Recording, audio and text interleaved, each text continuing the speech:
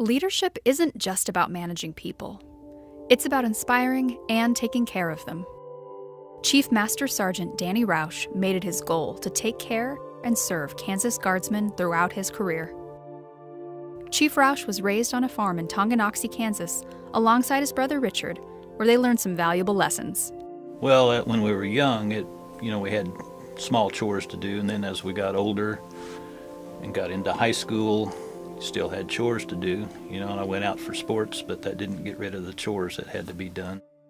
After graduating high school, Chief Roush was persuaded by a good friend to join the Kansas National Guard. He actually enlisted the year before I did. He had a very low draft number. My draft number was comfortable. It was just barely above the cutoff. But he actually talked me into it, said I'd have a good time. It was a great thing. He spent his 6 years and got out, and I spent a few more years and got out. So his father set a trade example by working as an electrician. So Chief Roush chose to join the 190th Civil Engineering Squadron in Topeka, Kansas, where he started his lifelong career in the military. I enlisted in January, went off to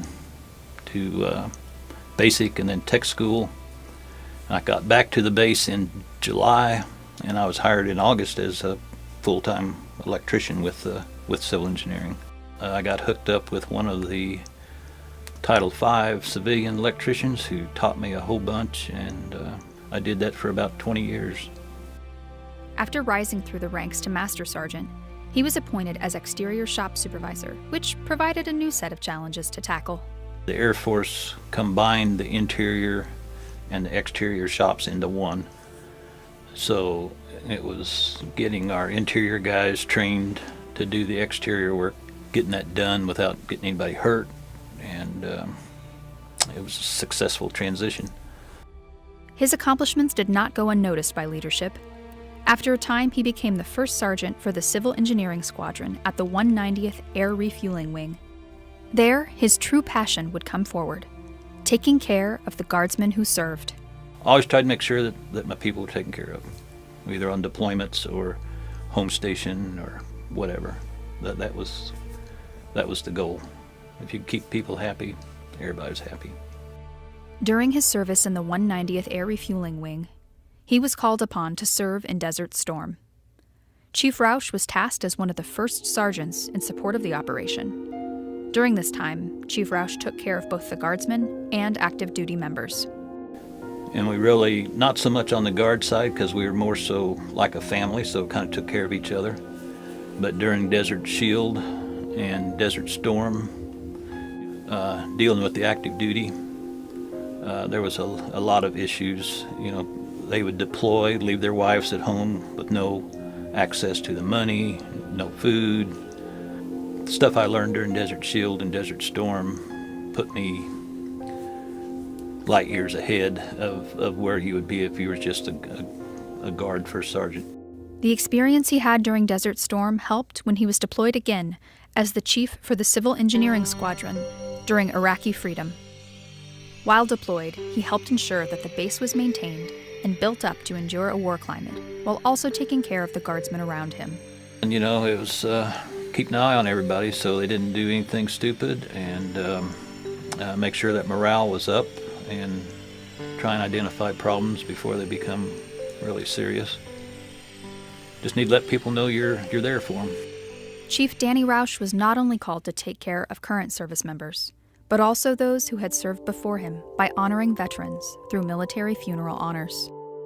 I think the thing that stands out the most was being part of the base honor guard and the adjutant general ceremonial platoon doing the military honors, and we did prayer breakfasts, parades, numerous things, but being able to do the military honors, I think, was probably the most fulfilling. It wasn't only those who served the state of Kansas and the United States that Chief Roush supported. He was also a part of a variety of teams that provided relief efforts during natural disasters. Being able to respond,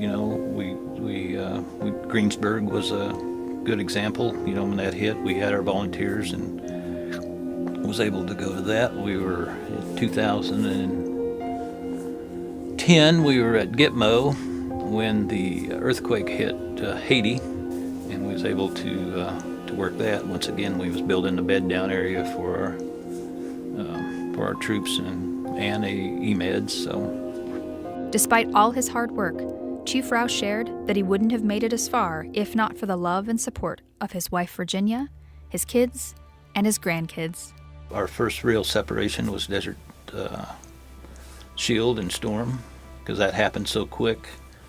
But she did good, supported me throughout all my decisions that I did, and then, you know, the kids and the grandkids missing some of their activities and stuff, but like I say, without the support of them, you know, I'd have probably been, you know, one of them 6-year guys and done. But yeah, I couldn't have done it without her and without them. Even after his retirement, Chief Roush still cares for his guardsmen and has one last piece of advice. You know, don't ever be the reason that you can't get promoted.